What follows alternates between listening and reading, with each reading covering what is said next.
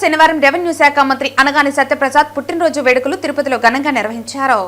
తిరుపతిలో తెలుగుదేశం నాయకులు శంకర్ యాదవ్ ఆధ్వర్యంలో మంత్రి అనగాని సత్యప్రసాద్ పుట్టినరోజు వేడుకలను శంకర్ యాదవ్ ఆధ్వర్యంలో ఘనంగా నిర్వహించారు. అలిపిరి వద్ద కొబ్బరికాయలు కొట్టి మొక్కులు చెల్లించుకున్న తర్వాత రియా హాస్పిటల్ వద్ద పేద ప్రజలకు అన్నదానం చేశారు. ఈ సందర్భంగా శంకర్ యాదవ్ మాట్లాడుతూ మంత్రి అనగాని సత్యప్రసాద్ కి శ్రీ వెంకటేశ్వర స్వామి ఆశీస్సులు ఎల్లవేళలా ఉండాలని, ఆయన ఆయుర ఆరోగ్యాలతో ఇలాంటి పుట్టినరోజు మరెన్నో జరుపుకోవాలని, పేద ప్రజలకు మంచి చేయాలని మనస్ఫూర్తితో కోరుకుంటున్నామని తెలిపారు. గౌరవనీయులైన రెవెన్యూ మంత్రి గారు అనగాని సత్యప్రసాద్ అన్నగారికి జన్మదిన శుభాకాంక్షలు. ఈరోజు రోయాకాడ అన్నదానాలు కానీ యావత్తు ఆంధ్రప్రదేశ్ మొత్తము ఆయన పేరు చెబితే తెలియని వారు అంటూ ఎవరు లేరు. ఆయన చేసిన మంచి పనులు మనము గుర్తుంచుకోవాలా. ఆయన పుట్టిన దినము ఈరోజు అందరికీ కడుపు నిండా అన్నం పెట్టడం జరుగుతుంది.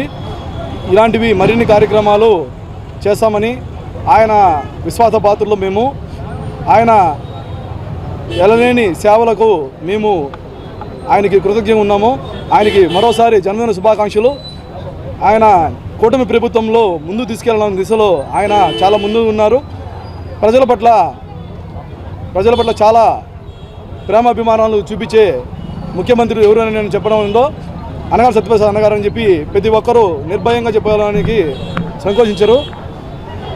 ఆ కలియుగ దైవమైన వెంకటేశ్వర స్వామి ఆశీస్సులు ఎల్లవేళ ఉండాలని, ఆరోగ్యాలతో ఉన్నత పదవులకు శిఖరాలు అధిరోహించాలని ఆ దేవదేవ వెంకటేశ్వర స్వామిని కోరుకుంటాం మనస్ఫూర్తిగా.